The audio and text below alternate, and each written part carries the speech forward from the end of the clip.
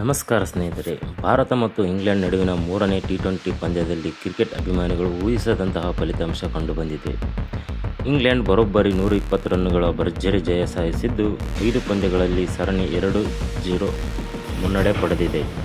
ಈ ಪಂದ್ಯದಲ್ಲಿ ಭಾರತ ಬ್ಯಾಟಿಂಗ್ ಪೂರ್ಣವಾಗಿ ಕುಸಿದು ಬಿದ್ದರೆ ಇಂಗ್ಲೆಂಡ್ ಬ್ಯಾಟಿಂಗ್ ಮತ್ತು ಬೌಲಿಂಗ್ ಎರಡರಲ್ಲೂ ಪ್ರಾಬಲ್ಯ ಮೆರೆದಿದೆ.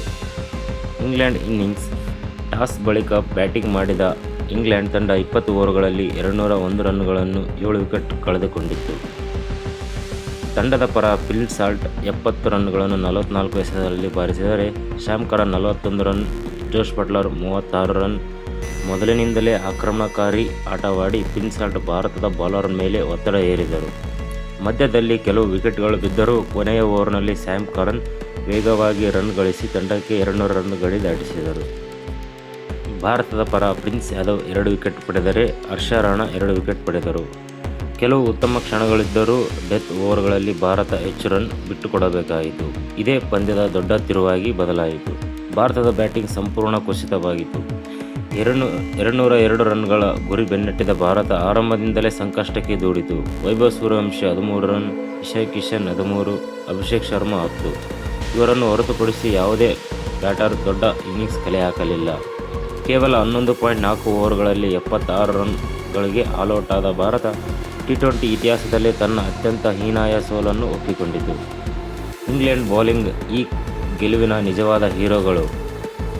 ಜೋಶ್ ಟನ್ 4 ವಿಕೆಟ್ ಪಡೆದು 28 ರನ್ನನ್ನು ಕೊಟ್ಟರು. ಜೋಶ್ ಆರ್ಚರ್ 3 ವಿಕೆಟ್ ಪಡೆದರು.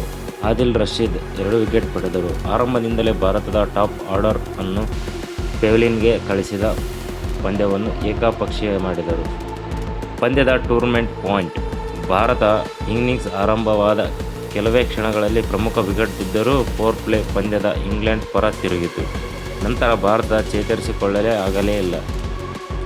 ಜೋಶ್ ಆರ್ಚರ್ ಅವರು ಪಂದ್ಯಶ್ರೇಷ್ಠರಾಗಿ ಆಯ್ಕೆಯಾದರು. ಅವರ ವೇಗದ ಬೌಲಿಂಗ್ ಭಾರತಕ್ಕೆ ಯಾವುದೇ ಅವಕಾಶ ನೀಡಲಿಲ್ಲ. ಈ ಗೆಲುವಿನೊಂದಿಗೆ ಇಂಗ್ಲೆಂಡ್ 5 ಪಂದ್ಯಗಳಲ್ಲಿ ಟಿ20 ಸರಣಿಯಲ್ಲಿ 2 ಮುನ್ನಡೆ ಸಾಧಿಸಿದೆ. ಈಗ ಮುಂದಿನ ಭಾರತ ಮಾಡು ಮಡಿ ಪಂದ್ಯ ಆಡಲಿದೆ. ಹಾಗಾದರೆ ಸ್ನೇಹಿತರೆ, ಭಾರತ ಈ ಹೀನಾಯ ಸೋಲಿಗೆ ಪ್ರಮುಖ ಕಾರಣ ಏನು ಎಂದು ಭಾವಿಸಿದ್ದೀರಿ? ಬ್ಯಾಟಿಂಗ್ ವೈಫಲ್ಯತೆಯೇ ಅಥವಾ ಇಂಗ್ಲೆಂಡ್ ಅದ್ಭುತ ಬ್ಯಾಟಿಂಗವೇ? ನಿಮ್ಮ ಅಭಿಪ್ರಾಯವನ್ನು ಕಾಮೆಂಟ್ ಮೂಲಕ ತಿಳಿಸಿ. ಇಷ್ಟವಾದರೆ ಲೈಕ್ ಮಾಡಿ, ಶೇರ್ ಮಾಡಿ ಮತ್ತು ಕಮೆಂಟ್ ಮಾಡಿ. ಧನ್ಯವಾದಗಳು.